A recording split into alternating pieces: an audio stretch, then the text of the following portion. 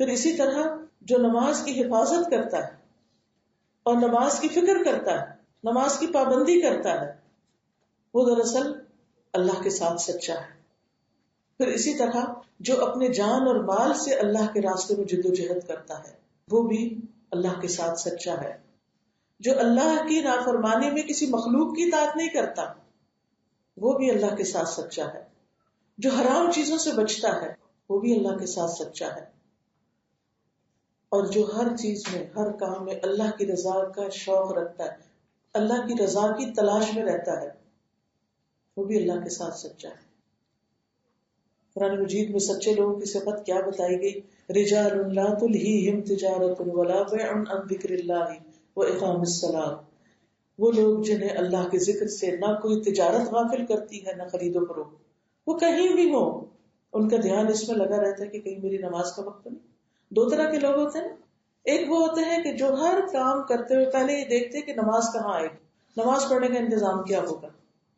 اور ایک وہ ہے کہ جو کام کو تو نکل پڑتے لیکن اگر وقت مل گیا تو نماز پڑھ لیں گے, نہیں تو نہیں. اب دیکھیے, ایک وہ وقت ہوگا آپ کی زندگی میں قرآن پڑھنے سے پہلے کہ جب آپ کو خیال آیا کہ مجھے فلاں چیز خریدنی ہے تو بس نہ دیکھا کہ نماز کا وقت ہے یا نہیں, بس چل پڑے, نکل گئے بازار, اور پھر نماز قضا کر کے کہا وہ بس کیا کرتے راستے میں آ گئی. اور ایک وہ وقت ہوگا کہ جب آپ نکلنے سے پہلے سوچتے ہیں کہ اچھا کتنی دیر کا وقت, کتنی دیر کی شاپنگ ہوگی اور نماز کا وقت اب ہوگا اور میں وہ کہاں ادا کروں گی, کیا اس سے پہلے گھر آ جاؤں گی یا نہیں, یا پوری پلاننگ, کسی شادی پہ جانا ہو, کسی کی ملاقات کو, کسی کی عیادت کو, کسی بھی جگہ, تو سب سے پہلے اسی چیز کی فکر کرے گا کہ اللہ سے ملاقات کا وقت کہاں ہوگا. وہ بھی تو ایک اپائنٹمنٹ ہے. نبی صلی اللہ علیہ وسلم نے فرمایا انسان اللہ کی رضا حاصل کرتا رہتا ہے اور اس میں مسلسل لگا رہتا ہے تو اللہ تعالیٰ جبریل سے فرماتا ہے میرا فلاں بندہ میری رضا کی تلاش میں ہے, آگاہ رہو, اس پر میری رحمت ہے. یعنی جب ایک بندے کو اس چیز کی تڑپ لگ جاتی نا, بس کچھ کرو کہ اللہ راضی ہو جائے اور ہر اس چیز سے بچو کہ میرا رب جس سے ناراض ہوتا ہے, تو پھر جو شخص اس شوق میں لگ جاتا ہے اللہ تعالیٰ اس پر رحمت فرماتا ہے. تو جبریل کہتے ہیں فلاں آدمی پر اللہ کی رحمت ہے. حاملین عرش گواہی دیتے ہیں اور ان کے آس پاس جو فرشتے وہ بھی یہی کہنے لگتے ہیں, حتیٰ کہ ساتوں آسمانوں والے یہی کہنے لگتے ہیں, اور پھر اس کی یہی تعریف زمین پر اتار دی جاتی کہ فلاں شخص ہر کام اللہ کی رضا کے لیے کرتا ہے. اب دیکھیے کہ وہ اعمال ہی پھر انسان سے ایسے ہونے لگتے ہیں کہ جس سے اس کا سچ جھوٹ بالکل نکھر کے سامنے آ جاتا ہے. یعنی جھوٹ ایسی چیز ہے جو چھپی نہیں رہ سکتی, اور اخلاص بھی ایسی چیز ہے کہ جو چھپا نہیں رہتا, وہ بھی اپنے پھل پھول ضرور ہے. اصل میں نیت اور اخلاص اور یہ سچ کیا ہے, یہ ایک بیج کی طرح ہے. جب آپ اس کو بو دیں اور اس کو پانی بھی ڈال دیں اور اس کو ماحول اچھا فراہم ہو جائے تو پھر اس سے پودا تو لازمی نکلے گا, اس سے تو خیر پھوٹے گی پھوٹے گی. تو یہ ہو نہیں سکتا کہ جو سچا انسان ہو, جو خیر خواہ انسان ہو, جو نیک انسان ہو, اس سے خیر نہ پھوٹے. اس سے تو خیر کے باغ و بہار ہے, یعنی ہر طرف خیر پھیل جائے گی, اس سے اس کی خیر تو ہر ایک تک پہنچے گی, اور یہی اس کی سچائی کی دلیل ہے. اور پھر آگے بڑھ کر اس کا جو معاملہ ہے بندوں کے ساتھ, جو اخلاق ہے, اس میں بھی یہ خوبصورتی آ جائے گی. آپ دیکھیے انسان کا اخلاق اس وقت تک اچھا ہو نہیں سکتا جب تک انسان کسی کی برائی کے بدلے میں اچھائی نہ کر سکے. اگر کوئی ہمارے ساتھ برا کر رہا ہے اور ہم اس کے ساتھ برا کر رہے ہیں تو معاملہ برابری کا. اچھے آپ کب ہیں جب برے کے مقابلے میں آپ اچھے ہیں. اچھے کے ساتھ اچھا ہونا تو سبھی کرتے ہیں. آپ کی اصل اچھائی, اصل اخلاق اس وقت سامنے آتا ہے کہ جب کوئی ٹھیک نہیں کر رہا تو بھی آپ اس کے ساتھ اچھائی کا اور بھلائی کا معاملہ کر رہے ہیں. رسول اللہ صلی اللہ علیہ وسلم نے فرمایا کہ مومن محبت کرتا ہے اور اس سے محبت کی جاتی ہے. المؤمن یألف ویؤلف, یعنی اس کے دل میں بندوں کی محبت ہوتی, نفرت نہیں ہوتی, بدگمانی نہیں ہوتی. وہ بندوں کے لیے برا نہیں چاہتا, برا نہیں سوچتا, وہ ہر ایک کے لیے اچھا سوچتا ہے. اور آپ یقین کریں کہ اگر آپ اپنی زندگی میں واقعی خوشی لانا چاہتے ہیں تو ہر روز کسی ایسے بندے کے ساتھ بھلائی کریں جس کو آپ جانتے ہی نہیں, جس سے آپ کو کچھ بھی نہیں ملنے والا. تو ہو سکتا ہے گھر کے اندر بیٹھ کے آپ کو کوئی ایسا نہ ہی ملے, لیکن گھر کے اندر بیٹھ کے ایسے رشتے دار تو ہوتے ہیں جن سے آپ کو کبھی کوئی بھلائی کی توقع نہیں، پھر بھی آپ ان کے لیے اچھا کرتے ہیں. یہ ہے وہ اخلاق جو صرف اللہ کے لیے ہوتا ہے نا. کیونکہ جس شخص کا آپ پر احسان ہوتا ہے نا، اس کے ساتھ تو آپ کہتے ہیں نہیں اس شخص کا مجھ پر بہت احسان ہے، میں اس کو نہ نہیں کر سکتا، اس کا مجھ پر بہت احسان ہے، میں اس کے سامنے نہیں بول سکتا. کیونکہ الاحسان یقطع اللسان، احسان زبان کاٹ دیتی، انسان کو بولنے نہیں دیتی. لیکن جس شخص نے آپ کو خوب ستایا ہو تو آپ باؤنڈ تو نہیں ہوتے کہ آپ اس کے ساتھ اچھا کریں، لیکن پھر بھی آپ اچھا کرتے ہیں تو صرف ایک وجہ سے ہی کر سکتے ہیں، اور وہ اللہ سے جزا پانے کے لیے، اور اللہ کے چہرے کی خاطر، اور اللہ کی رضا کی خاطر. بس یہی چیز صرف آپ کو اچھائی کرنے پر آمادہ کر سکتی. پچھلے دن کوئی واقعہ سنا رہا تھا کہ لڑکی کی شادی کہیں پر ہوئی، شوہر بہت اچھا تھا، لیکن ساس کا معاملہ یہ تھا کہ وہ ہر وقت کچھ نہ کچھ سناتی رہتی تھی، برا بھلا کہتی رہتی تھی، کبھی بد دعائیں، کبھی کچھ یعنی. دیکھو لڑکی صبر کرتی رہی. ہوا یہ کہ ساس ایک ایسی بیماری میں مبتلا ہوگی کہ سب ہی چھوڑ گئے، کوئی بھی نہیں پوچھتا تھا. لیکن یہ لڑکی جس نے ساری زندگی زیادتی سہی تھی، یہی اس کا ڈائپر چینج کرتی تھی، یہی اس کے، اور اس پر بھی اس نے کیا کیا کہ اپنا سارا جو جمع پونجی ہوتے ہیں نا، اور بزرگ کے پاس کچھ نہ کچھ، وہ سارا ادھر ادھر بانٹ دے کہ میرے مرنے کے بعد اس لڑکی کو کچھ نہ ملے. کچھ روحیں ایک دوسرے سے اتنی مختلف ہوتی ہیں کہ وہ آپ پر کتنا بھی احسان کرے پھر بھی آپ نہیں جواب دے سکتے، یعنی آپ کو جواب نہیں ملے گا اس اچھائی کا. لیکن یہ صرف صبر کرنے والے یہ نیکی اور اچھائی کر سکتے ہیں کہ جو شخص آپ سے کسی قیمت میں راضی نہیں، آپ اس کی ایسے وقت میں مدد کر رہے ہیں جب سارے اس کو چھوڑ گئے، پھر بھی وہ آپ کو اکنالج نہیں کرتا، تو یہ ہے آپ کے سچا ہونے کی دلیل کہ آپ اپنے رب کے لیے کر رہے ہیں، اس لیے آپ نیکی پر استقامت کیے ہوئے. اس سے کیا فرق پڑتا ہے کہ کوئی آپ کی تعریف کرتا ہے یا کوئی آپ کی نیکی پر الٹا کوئی اور الزام لگا دیتا ہے. کیونکہ تھا یہ کہ وہ کہتی تھی کہ یہ میری دولت کی وجہ سے میری خدمت کرتی، تو اس نے کہا کہ دولت بھی ساری بانٹ دی تاکہ، تو اللہ نے وہ بھی اس کی سچائی ثابت کر دی کہ وہ لڑکی دولت کے لیے نہیں کر رہی تھی، اس کا مقصد کچھ اور تھا. شیطان ہمارے دل میں وسوسے ڈالے رکھتا ہے نا، کوئی ہمارے ساتھ ذرا سا احسان کرے تو کہتے ہیں یہ کیوں احسان کر رہا ہے، یہ کیوں اچھا کر رہا ہے. اس اچھا کرنے والے کی بھی اچھائی کو ہم نہیں مانتے، اور اس کو ماننا نہیں چاہتے، اور اس کو شکریہ ادا نہیں کرتے، اور اس کو اکنالج نہیں کرنا چاہتے. نہیں اس کا تو کوئی فلاں مقصد ہوگا، یہ ہوگا وہ ہوگا، کچھ اور سوچ کے ہم اس سے بھی بدگمان رہتے ہیں جو ہم پر احسان کرتا ہے. اس حد تک ناشکری میں ہم چلے جاتے ہیں. تو شیطان انسان کو کہیں نہیں چھوڑتا، کیسی کیسی بدگمانیاں ڈال کر عمل برباد کرواتا ہے. لیکن آپ دیکھیے کہ کچھ لوگ آپ کے لیے زندگی میں ضرور امتحان ہوں گے.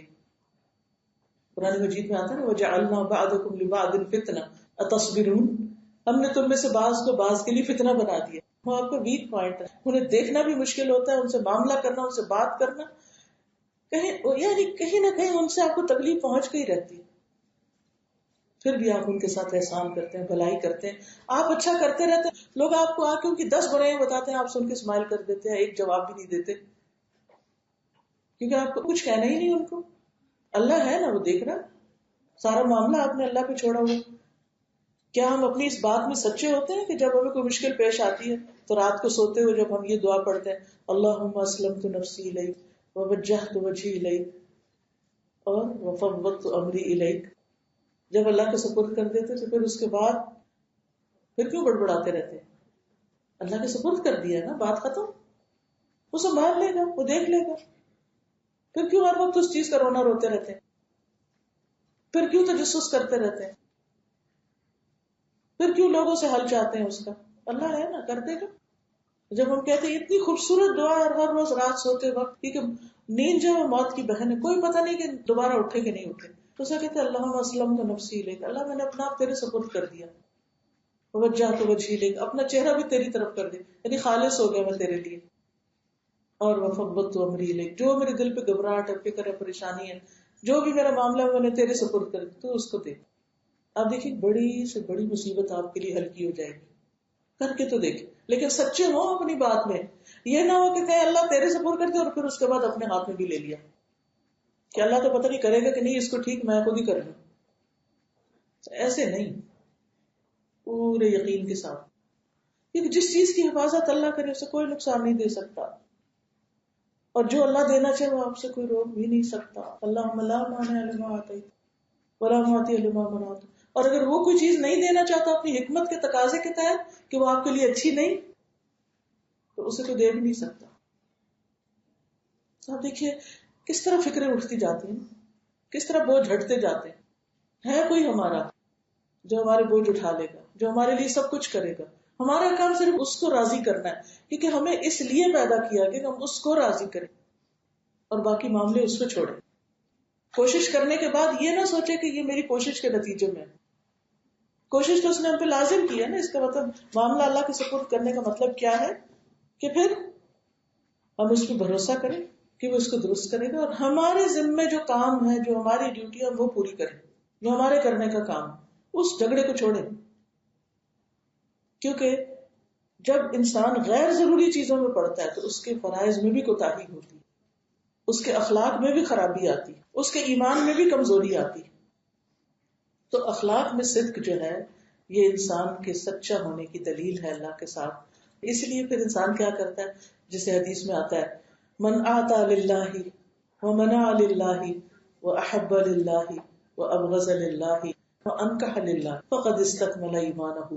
جو اللہ کی رضا کے لیے کچھ دے، اللہ کی رضا کے لیے روکے، اللہ کے لیے محبت کرے، اللہ کے لیے بغض رکھے، اور اللہ کی رضا کے لیے نکاح کرے، اللہ کی رضا کے لیے سب کچھ کرے، اس نے اپنا ایمان مکمل کر لیا. یعنی شادی بیاہ کے معاملات بھی اس لیے کہ اللہ کی رضا ہے اس میں، تو اس کا ایمان مکمل ہو گیا. یعنی مطلب یہ ہے کہ ہر کام اس کا اللہ کے لیے، اور اللہ کے لیے دینا کب ہوتا ہے؟ جب اپنا نفس اس میں ذرا بھی راضی نہ ہو، وہ اللہ کے لیے دینا ہے. پھر اسی طرح اللہ کے ساتھ سچا ہونے کی ایک علامت یہ ہے کہ انسان آپس میں ایک دوسرے سے محبت رکھے. نبی صلی اللہ علیہ وسلم نے فرمایا تم جنت میں داخل نہ ہو سکو گے جب تک تم ایمان نہ لاؤ. تم ایمان نہیں لا سکتے جب تک آپس میں محبت نہ کرو. کیا میں تمہیں ایسی بات نہ بتاؤں کہ جب تم اس پر عمل کرو گے تو تمہارے درمیان محبت پیدا ہو جائے گی، اور وہ ہے آپس میں سلام کو عام کرو. اور یہ اخلاق کی سب سے نمایاں خوبی ہے، سلام کی کثرت. اپنے گھر والوں کو بھی، یعنی جب یہ نا کہ آپس میں محبت، اس کا یہ مطلب نہیں کہ باہر کے لوگوں سے محبت، اس کا مطلب گھر کے اندر ایک دوسرے سے محبت. پھر اللہ کے ساتھ سچا ہونے کی ایک علامت یہ کہ انسان سارے انسانوں کے لیے فکر کرے کہ ان کی آخرت کا کیا ہوگا، ان کے لیے کوئی چیز پریشانی کا باعث نہ ہو. آپ نے فرمایا ایک مومن کا اہل ایمان میں وہی درجہ ہوتا ہے جو سر کا جسم میں ہوتا ہے. ایک مومن تمام اہل ایمان کے لیے اسی طرح تڑپتا ہے جیسے پورا جسم سر کی تکلیف سے تڑپتا ہے. سر درد ہو تو سارا جسم بخار میں مبتلا ہو جاتا ہے. پھر اسی طرح اللہ کی خاطر صبر کرنا، اللہ کی خاطر صبر کرنا. والذین صبروا ابتغاء وجہ ربہم، وہ لوگ جو اپنے رب کے چہرے کی خاطر صبر کرتے ہیں کہ قیامت کے دن رب کا دیدار انہیں نصیب ہوگا. کیونکہ وہ لوگ جو دنیا میں صرف رب سے ڈرتے رہے اور غائبانہ طور پر ڈرتے رہے، ان کی جزا کیا ہے کہ رب قیامت کے دن جنت میں انہیں اپنا دیدار کروائے گا. کہ بن دیکھے مجھ سے تم ڈرے، بن دیکھے تم نے اس سب کام کیے، تو آج اس کی جزا میں تمہیں کیا دیتا ہوں کہ میں تمہیں اپنا دیدار کرواتا ہوں. اور اس سے بڑی کوئی نعمت انسان کے لیے نہیں ہوگی. حدیث میں آتا ہے اللہ کے نزدیک غصے کے اس گھونٹ سے زیادہ افضل گھونٹ کسی بندے نے نہیں پیا ہوگا جو اللہ کا چہرہ حاصل کرنے کے لیے کوئی پیتا ہے. کہ اللہ میں اپنا غصہ صرف اس لیے کنٹرول کر رہا ہوں کہ مجھے تیری رضا اور تیرا دیدار چاہیے. پھر اللہ کی خاطر معاف کر دینا، یہ بھی اچھے اخلاق کی نشانی ہے. رسول اللہ صلی اللہ علیہ وسلم نے فرمایا جو شخص کسی ظلم پر ظالم کو صرف اللہ کا چہرہ چاہنے کے لیے معاف کرتا ہے، یعنی کسی نے آپ کے ساتھ زیادتی کی اور سراسر اس کی زیادتی ہے، لیکن آپ اس لیے معاف کر رہے ہیں کہ آپ اللہ کے چہرے کا دیدار چاہتے ہیں، تو اللہ تعالیٰ اس کی عزت میں اضافہ فرماتا ہے. من تواضع للہ رفعہ اللہ، جو اللہ کے لیے جھک جاتا ہے اللہ اس کو بلندی عطا کرتا ہے. قرآن مجید میں اللہ سبحانہ وتعالیٰ نے جہاں سچائی کا ذکر کیا ہے تو صرف زبان کی سچائی کا ذکر نہیں کیا.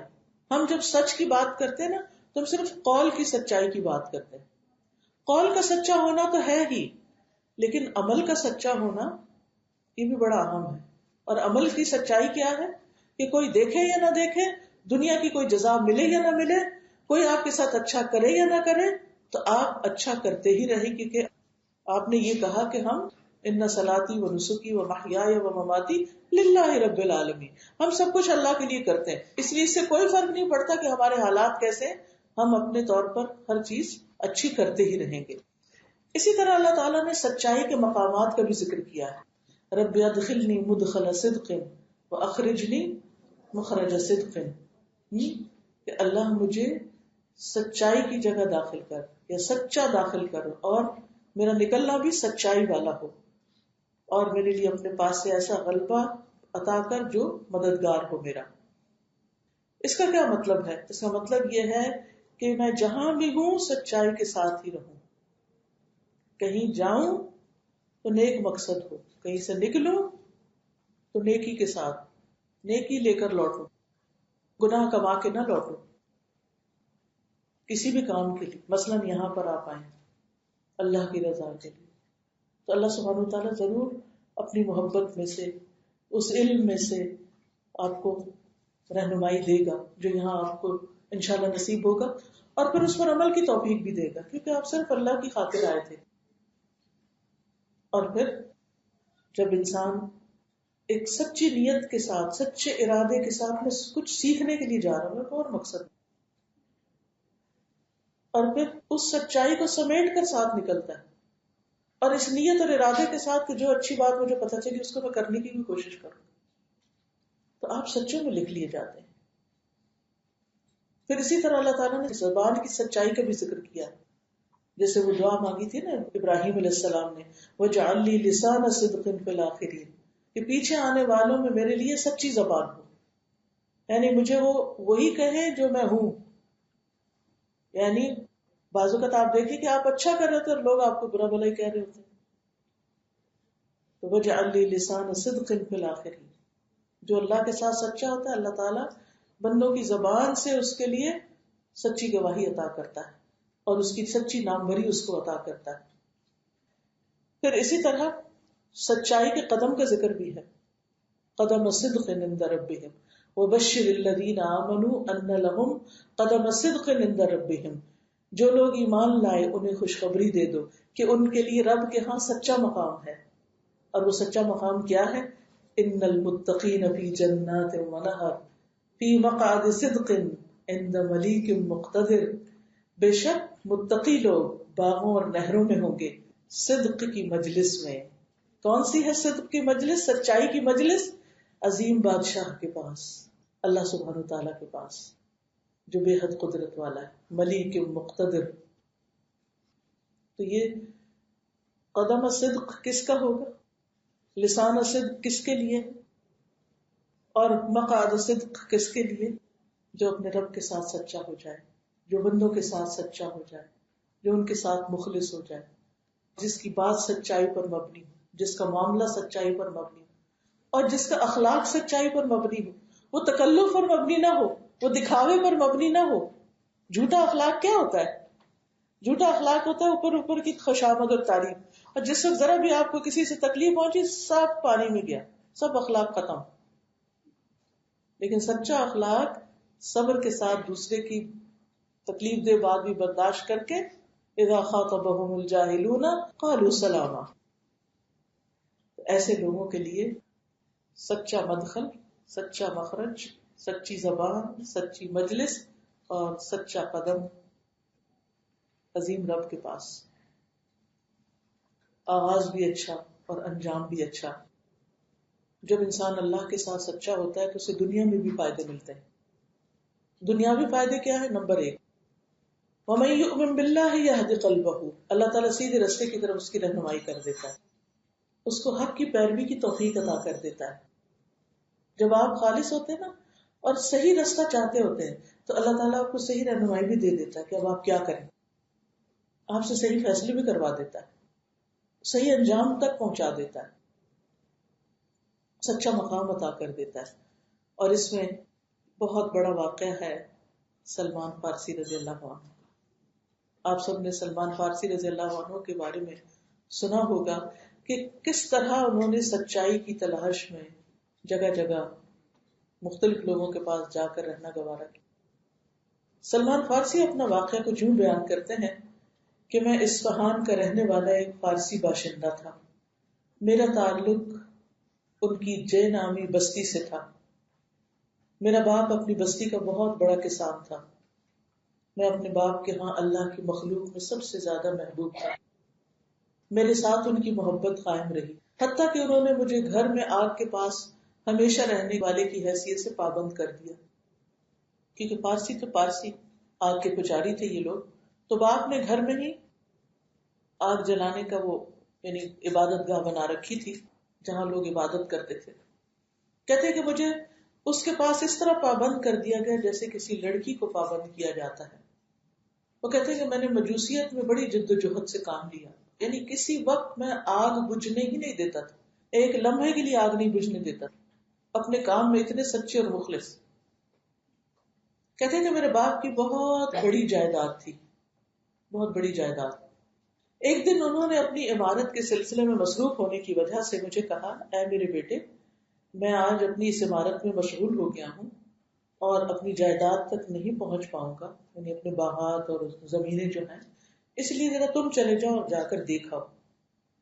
اور انہوں نے کچھ اور احکامات بھی مجھے دیے، تو میں اس جاگیر کو دیکھنے کے لیے نکل پڑا۔ میرا گزر عیسائیوں کے گرجا گھر کے پاس سے ہوا۔ میں نے اس میں سے ان کی آوازیں سنی، وہ نماز ادا کر رہے تھے۔ آج تک مجھے یہ نہیں پتا تھا کہ ان لوگوں کا کیا معاملہ ہے اور لوگ اور کس کس طرح عبادت کرتے ہیں، کیونکہ میرے گھر میں میرے باپ نے مجھے پابند کر رکھا تھا، گھر سے نکلنے نہیں دیتا تھا۔ کہتے جب میں ان کے پاس سے گزرا اور ان کی آوازیں سنی تو میں ان کے پاس چلا گیا اور کھڑے ہو کر ان کی نقل و حرکت دیکھتا رہا کہ یہ کیا کرتے ہیں۔ جب میں نے انہیں دیکھا تو مجھے ان کی نماز پسند آئی اور میں ان کے دین کی طرف راغب ہو گیا۔ میں نے کہا اللہ کی قسم یہ دین اس مجوسیت سے یعنی آگ کی پوجا کرنے سے بہت بہتر ہے جس پر ہم چل رہے ہیں۔ کہتے اللہ کی قسم میں نے ان عیسائیوں کو نہیں چھوڑا یہاں تک کہ سورج غروب ہو گیا، اور میں نے اپنے باپ کے کام کو چھوڑ دیا اور وہ کام ہی نہیں کیا جس کے لیے مجھے بھیجا گیا۔ میں نے ان سے پوچھا کہ اس دین کی بنیاد کہاں ہے؟ انہوں نے کہا شام میں، یعنی عیسائیت کی بنیاد شام میں۔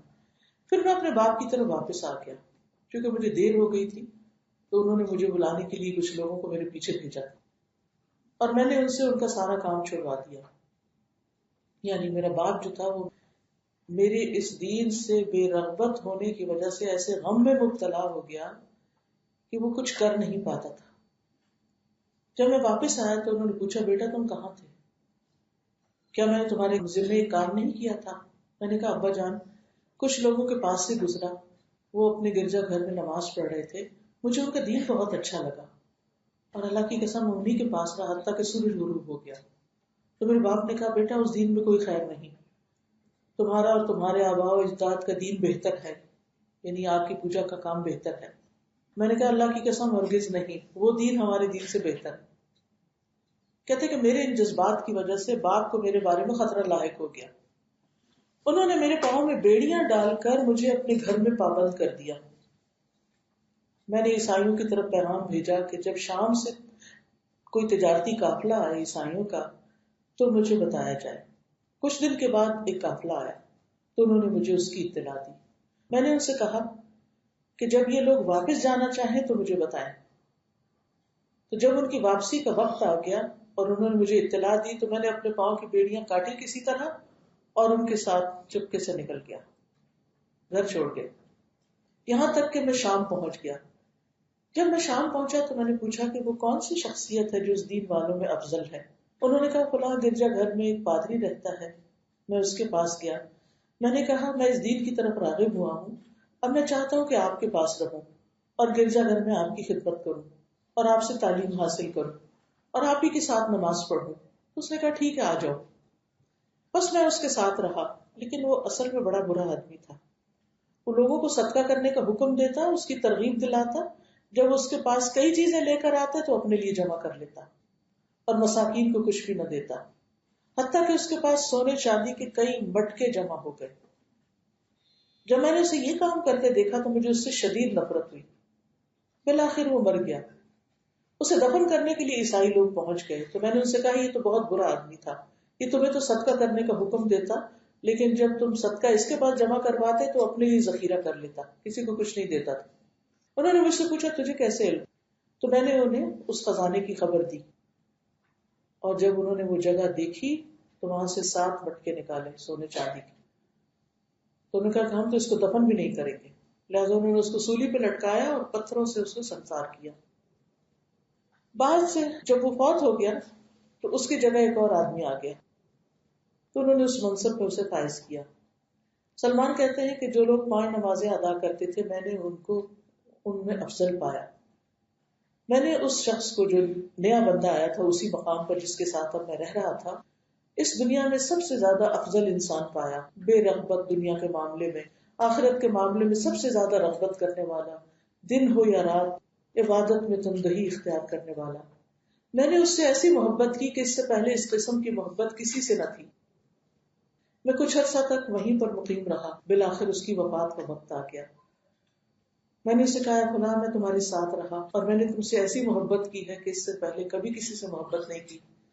اب تمہارے پاس اللہ کا حکم آ پہنچا، یعنی موت آ گئی ہے، تم خود بھی محسوس کر رہے ہو، اب مجھے کس بندے کے پاس جانے کی نصیحت کرو گے اور مجھے کیا حکم دو گے؟ تو اس نے کہا بیٹے اللہ کی قسم میں جس دین پر پابند تھا میرے علم کے مطابق اب کوئی اس پر پابند نہیں. لوگ ہلاک ہو گئے اور تبدیل ہو گئے، اور لوگوں نے جس شریعت کو اپنا رکھا تھا اس سے اکثر حصوں کو چھوڑ دیا.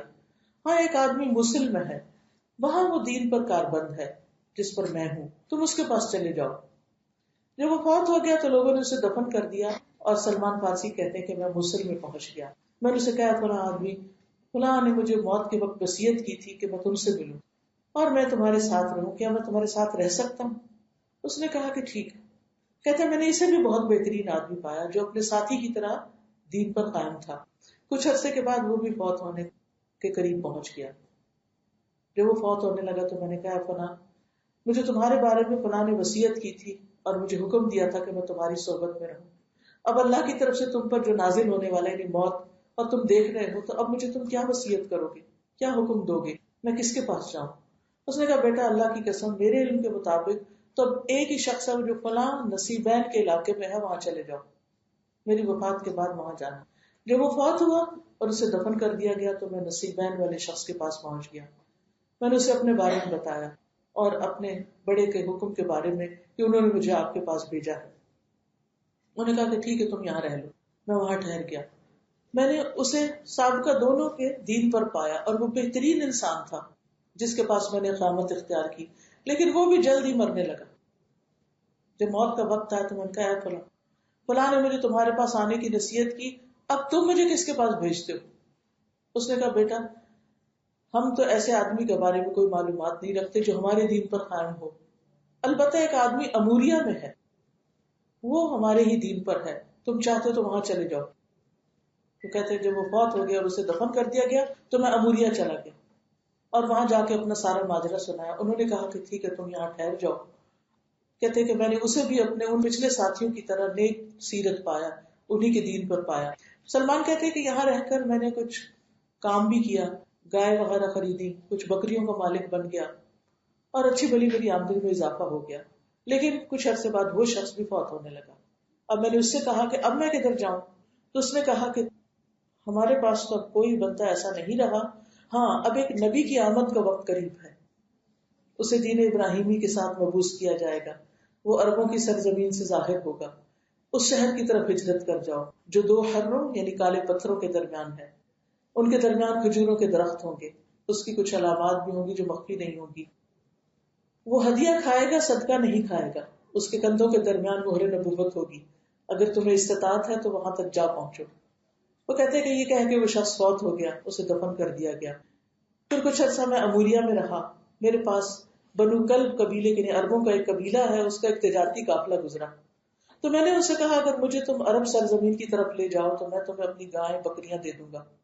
سبحان اللہ، سب کچھ خرچ کرنے کو تیار. انہوں نے کہا کہ ٹھیک ہے. لیکن ہوا کیا، انہوں نے جب سب کچھ دے دیا تو ان لوگوں نے اس کے ساتھ دھوکا کیا اور وہ اسے وادی قرا لے کر پہنچے اور ایک یہودی کے پاس فروخت کر دیا.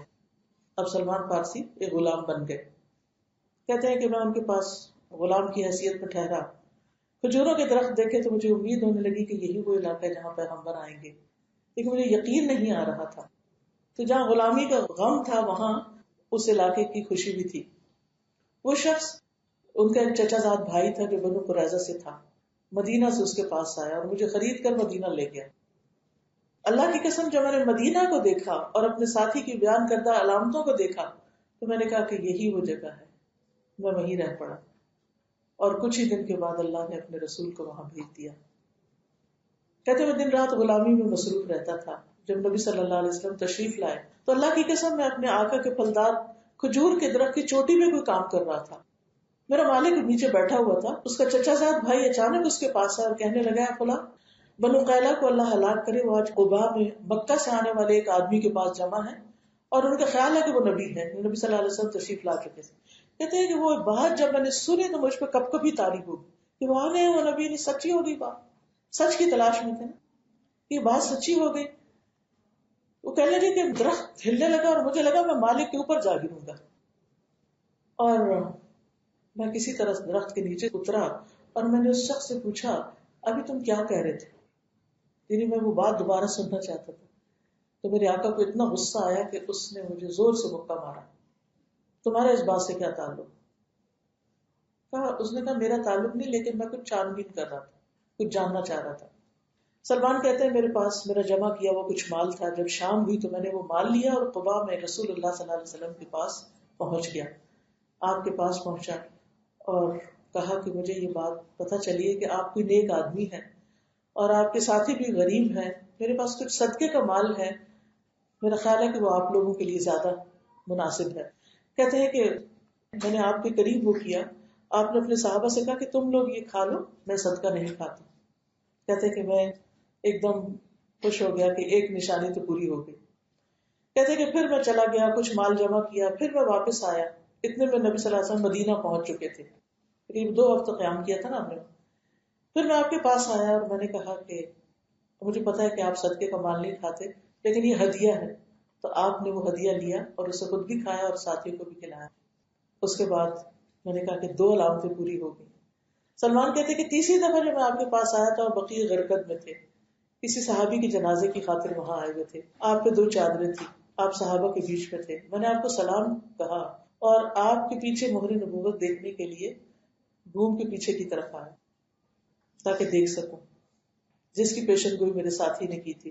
جب آپ نے مجھے یوں گھومتے ہوئے دیکھا تو آپ پہچان گئے کہ میں کیا دیکھنا چاہتا ہوں. آپ نے اپنی چادر اپنے پیچھے سے ہٹائی، میں نے مہر نبوت دیکھی، اسے پہچان گیا. میں آپ پہ ٹوٹ پڑا اور آپ کے بوسے لینے لگا اور رونے لگا. تو رسول اللہ صلی اللہ علیہ وسلم نے فرمایا پیچھے ہٹ جاؤ، تو میں پیچھے ہٹ گیا. پھر کہتے ہیں کہ سلمان جنگ بدر میں شریک نہ ہو سکے کیونکہ آپ غلام تھے، احد میں بھی شریک نہ ہو سکے. اس کے بعد انہوں نے مکاتبت کر لی. مکاتبت کیا ہے کہ اپنی غلامی سے آزادی خریدنے کے لیے کچھ مال دیا جائے. تو اس کے آقا نے کیا کہا کہ 300 کھجور کے چھوٹے درخت زمین سے اکھاڑ کر ایک خاص جگہ پر لگاؤں اور 40 اوقیہ مزید بھی اس پر دوں. تو رسول اللہ صلی اللہ علیہ وسلم نے فرمایا اپنے بھائی کی مدد کرو. لوگوں نے مدد کرتے ہوئے مجھے کھجور کے درخت دیے، کسی نے 30، کسی نے 20، کسی نے 15، کسی نے 10، حتیٰ کہ میرے پاس 300 درخت ہو گئے. اور رسول اللہ صلی اللہ علیہ وسلم نے فرمایا سلمان جاؤ گڑھے کھودو، جب فارغ ہو تو میرے پاس آنا، میں یہ پودے خود لگاؤں گا. تو نبی صلی اللہ علیہ وسلم پھر خود تشریف لے گئے اور پودے لگائے. اور پھر اس کے بعد آپ نے وہ اوقیہ جو تھے دینے تھے یہودی کو، ان کا بھی بندوبست کیا. آپ کے پاس کسی غزوہ سے ایک مرغی کے انڈے برابر سونا آیا تھا، تو آپ نے پھر مجھے بلوایا اور کہا کہ جاؤ سلمان اس سے اپنی ذمہ داری پوری کرو. اب میں نے کہا کہ یا رسول اللہ اس سے پورا قرضہ تو نہیں اترے گا. تو نبی صلی اللہ علیہ وسلم نے فرمایا کہ اللہ اس کا بھی بندوبست کر دے گا. بہرحال وہ کہتے ہیں کہ میں نے پھر اس سے قرضہ اپنا اتارا اور اللہ نے مجھے آزاد کر دیا، اور اس کے بعد میں کبھی نبی صلی اللہ علیہ وسلم سے پیچھے نہیں رہا. اور کہا جاتا ہے کہ ان کی تقریباً 250 سال عمر ہوئی تھی، یعنی کافی عرصہ تو یہ صرف حق کی تلاش میں، سچائی کی تلاش میں گھومتے پھرتے رہے اور پھر آپ کے پاس آئے اور پھر آپ کی وفات کے بعد بھی کافی عرصہ زندہ رہے. انہی کے مشورے پر جنگ خندق کھودی گئی تھی. کہنے کا مطلب یہ آخر میں یہ واقعہ اس لیے آپ کو سنایا گیا ہے کہ جو شخص سچائی کی تلاش میں ہوتا ہے پھر اس کے لیے وہ قربانیاں بھی دیتا ہے. وہ سچائی کے بغیر کسی چیز پر ٹکتا نہیں، اس کا دل کہیں نہیں لگتا. وہ وہاں پہنچ کر رہتا ہے جہاں اس کو سچائی مل جائے، حق مل جائے، کیونکہ اس کو حق کی تلاش ہے. جہاں گائے بکریاں ملی وہ نہیں کہ اب گائے بکریاں گھر بار ہی بناؤ ہی رہے، نہیں، ابھی وہ وہاں پہنچنا ہے، نیک لوگوں میں رہنا ہے، نیک شخص کے ساتھ رہنا ہے. وہ ایک فوت ہو گیا تو یہ نہیں کہا اچھا وہ کہہ رہا کوئی نہیں وہ فلاں جگہ، تو دوسرا شہر، ایک شہر سے دوسرے، دوسرے سے تیسرے، چوتھے، اور گھر میں جسے کہتے ہیں کروڑوں کی جائیداد چھوڑ کر آئے ہوئے، اور بے پناہ محبت کرنے والا باپ اور معاشرے کی عزت، سب کچھ پیچھے چھوڑ کر حق کی تلاش میں، اور پھر غلامی اور آقا کے تانے اور مار، اور اپنی مرضی سے نیکی کے کام میں شرکت بھی نہیں کر سکتے، سب کچھ برداشت کیا، مقصد نہیں بھولے. اور اللہ سبحانہ وتعالیٰ نے ایک دن وہ دے دیا جس کی تلاش میں وہ نکلے تھے. تو اگر ہم بھی اس میں سچے ہیں تو اللہ سبحانہ وتعالیٰ نہ صرف یہ کہ دنیا میں رہنمائی کرے گا، ہماری حق پر قائم رہنے کی توفیق دے گا، ثبات دے گا، بلکہ آخرت میں بھی فائدہ ہوگا، کیونکہ سچے لوگوں کے لیے نعمتوں کے وعدے ہیں، مغفرت کے وعدے ہیں، اللہ کی رضامندی کا وعدہ ہے، نبی صلی اللہ علیہ وسلم کی شفاعت ہے. اس لیے ہم سب کو دعا کرنی چاہیے کہ اللہ سبحانہ وتعالیٰ ہمیں سچائی عطا کرے، ہم اللہ کے ساتھ بھی سچے ہوں اور بندوں کے ساتھ بھی سچے ہوں. وآخر دعوانا ان الحمد للہ رب العالمین. سبحان اللہ والحمد للہ ولا الہ الا اللہ واللہ اکبر ولا حول ولا قوة الا باللہ العلی العظیم. اللهم صل على محمد وعلى آل محمد كما صليت على إبراهيم وعلى آل إبراهيم إنك حميد مجيد. اللهم بارك على محمد وعلى آل محمد كما باركت على إبراهيم وعلى آل إبراهيم إنك حميد مجيد. اللهم إني أسألك الثبات في الأمر والعزيمة على الرشد وأسألك موجبات رحمتك وعزائم مغفرتك وأسألك شكر نعمتك وحسن عبادتك وأسألك قلبا سليما ولسانا صادقا وأسألك من خير ما تعلم وأعوذ بك من شر ما تعلم وأستغفرك لما تعلم إنك أنت علام الغيوب. اللهم اقسم لنا من خشيتك ما تحول به بيننا وبين معصيتك ومن طاعتك ما تبلغنا به جنتك ومن اليقين ما تهون به علينا مصائب الدنيا.